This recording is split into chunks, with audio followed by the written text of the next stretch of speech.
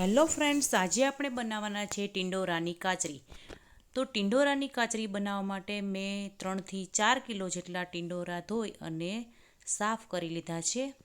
હવે એને ડીટીયાનો ભાગ કાઢી અને 2 કટ કરવાના છે ઊભા. આપ જોઈ શકો છો, ફાડા કરવાના છે એના. આ રીતે બધા જ ટિંડોરાના 2 કટ કરી લઈ અને મૂકી દેવાના છે. આપ જોઈ શકો છો, આ રીતે ટિંડોરાને કાપી લેવાના છે. હવે બધા ટિંડોરા સમારાઈ ગયા છે. હવે આપણે આમાં મીઠું એડ કરવાનું છે. તો 1 વાટકો મીઠું લીધું છે, પણ આપણે 1 વાટકો નહીં નાખીએ, એના થોડું ઓછું રહેશે એટલું નાખીશું, 1/4 વાટકો જેટલો. હવે આ ટિંડોરા અને મીઠાને એકદમ સરસ રીતે મિક્સ કરી લઈશું, જેથી કરીને બધા જ ટિંડોરામાં મીઠું ચડી જાય. અને આને 12થી 14 કલાક માટે મીઠામાં રહેવા દઈશું. એકદમ સરસ રીતે મિક્સ કરી અને એને આપણે ઢાંકી દઈશું. 1 રાત માટે મેં એને ઢાંકી અને મૂકી દીધા છે. બીજે દી સવારે આ ઢાંકણ ખોલી અને સારી રીતે મિક્સ કરી હવે આમાં છાશ એડ કરવાની છે. ખાટી છાશથી એકદમ સોફ્ટ અને સરસ મજાની કાચરી બને છે. તો આપ જોઈ શકો છો, આ રીતે હલાવી અને હવે ડૂબે ટિંડોરા એટલી છાશ એડ કરવાની છે. છાશથી સરસ બને છે કાચરી. તો આપ જોઈ શકો છો, આખી ડૂબે ટિંડોરા એટલી છાશ એડ કરી દીધી છે.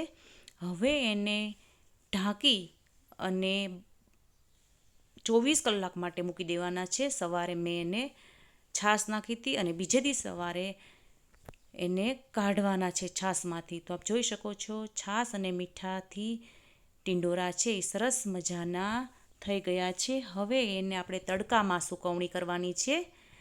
આ તડકામાં આ રીતે છાશમાંથી બધા જ ટિંડોરા કાઢી લેવાના છે અને આ ટિંડોરાને તડકામાં સૂકવણી કરી દેવાની છે. તમે લાદી હોય તો નીચે તાપ લાગે એટલા માટે તમે આ રીતે સૂકવણી કરી શકો છો, એટલે ઝડપથી તમારે ટિંડોરા સુકાઈ જાય અને કાચરી તૈયાર થઈ જાય. હવે આને બધી સીધી રહે તે રીતે સૂકવણી કરવાની છે. આપ જોઈ શકો છો, બધા જ આ ટિંડોરાને સીધા કરી દેવાના છે.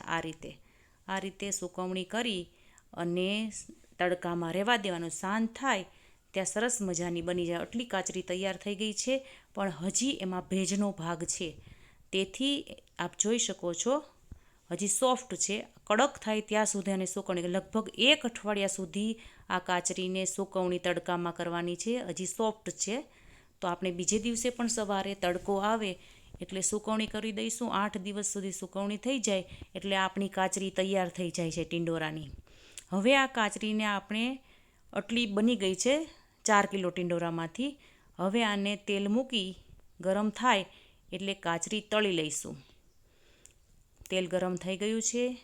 કાચરી એડ કરી હવે હલાવી લઈશું, એટલે એકદમ ફૂલી અને સરસ કાચરી તૈયાર થઈ જાય છે.